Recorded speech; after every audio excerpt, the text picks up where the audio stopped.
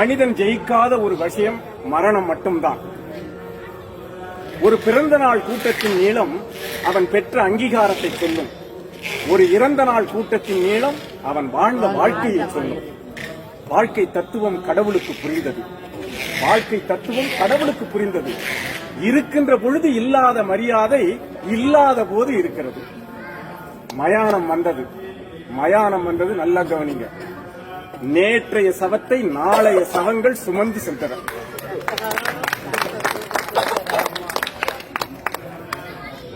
கடவுள் யோசித்தான், இறப்பென்று ஒன்று இல்லாது இருக்குமானால் இந்நேரம் மனிதன் கடவுளையே கொண்டிருப்பான்.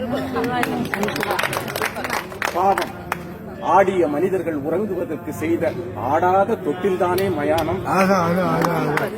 அந்த வேலை முடிந்து சென்றது கூட்டம். இது ஆறறிவு ஓய்ந்து அடங்குகிற ஆட்டம். கடவுள் யோசித்தான், உயர்ந்த ஜாதியினருக்கும் தாழ்ந்த வகுப்பினருக்கும் தனித்தனியே மயானங்கள். மதங்கள் ரீதியில் மயானத்தில் பிரிவுகள். சாம்பல் மேட்டில் கூட சன்மார்க்க பிரச்சனைகள். என்ன மனிதனவன், என்ன மனிதனவன்! அரைஞான கயிறை அறுத்துக் கொள்ளும் வேளையிலும் அடங்க மறுக்கிறானே இந்த மனிதன். அங்கிருந்து கிளம்ப புறப்பட்டான். ஆவிகள் சில அவனை அடையாளம் கண்டு கொண்டன. ஆண்டவனை அடையாளம் கண்டு கொண்டன.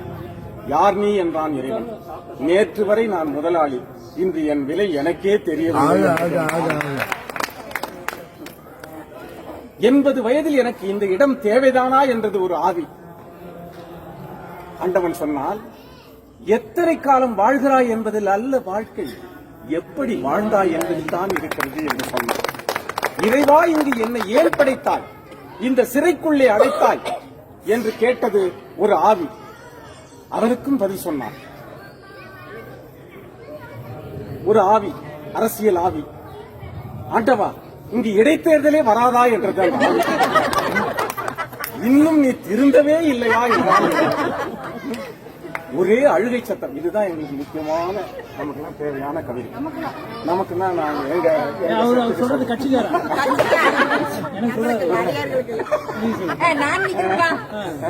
ஒரே அழுகை சத்தம்.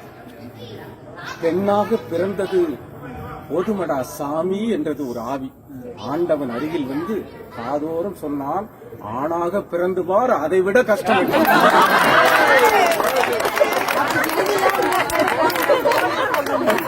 எங்களோட கஷ்டத்தை நாங்க எப்படி சொல்றது? இந்த மாதிரி எங்களோட குரலை இவர் மூலமா தான் சொல்ல முடியும். அதனால நான் சார் கூட திகிரியில எங்கனாலும் பயணிப்பேன். எங்க போனாலும் எங்களை விட்டு கொடுக்க மாட்டாரு. எங்களை ஆண் வர்க்கத்தை. இறைவா, நான் செய்த பாவம் என்ன என்று அழுதது ஒரு குழந்தை ஆவி.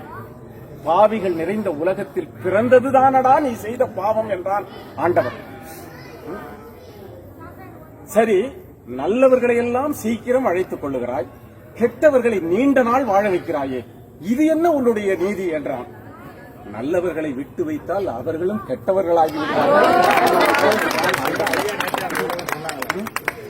மலர் படைத்தாய், மனம் படைத்தாய், மலர் படைத்தாய், மனம் படைத்தாய், பின்பு ஏன் இந்த உலகத்தில் மதம் படைத்தாய் என்று கேட்டது ஒரு ஆவி. ஆண்டவனுக்கும் அடிசெருக்கும் என்றான். ஆண்டவனுக்கும் அடிசெருக்கும் என்றான். ஒரே சிரிப்பு சத்தம். நல்ல வேளை, தற்கொலை செய்து கொண்டது நல்லதாய் போயிட்டு. மோசமடா சாமி என்றது அந்த ஆவி. கோழைகளோடு நான் பேசுவதில்லை என்றான் கடவுள். அது சரி, எல்லா உயிர்களும் பிறக்கின்றன, இறக்கின்றன, உனக்கு மட்டும் சாவே கிடையாதா என்றது ஒரு ஆவி. யார் சொன்னது? எனக்கும் மரணம் உண்டு, எனக்கும் மரணம் உண்டு. மடலைகள் சிரிக்கும் பொழுது நான் பிறக்கிறேன், மனிதர்கள் இதுபோல செய்யும் பொழுதெல்லாம் நான் ஒவ்வொரு கணமும் இறக்கிறேன் என்றான். ஆவிகளோடு பேசியதில் ஆயிரம் அர்த்தங்களை கண்டுகொண்ட ஆண்டவன் அங்கிருந்து மனிதர்கள் என்ற போர்வையில் நடமாடுகின்ற விலங்குகளிடமிருந்து விடைபெற்று சென்றான். இதுதான் அந்த கவிதையுடைய சாரம். மடலைகள் சிரிக்கும் பொழுது நான் பிறக்கிறேன் என்று சொன்னான். மடலை என்ன செய்யும்? ஓடி வந்து எல்லோருடைய கால்களையும் பிடித்துக் கொள்ளும். எங்கள் கால்களை நேற்று வரை தொட்ட மழலைகளாகிய உங்களை நான் வாழ்த்துகிறேன்.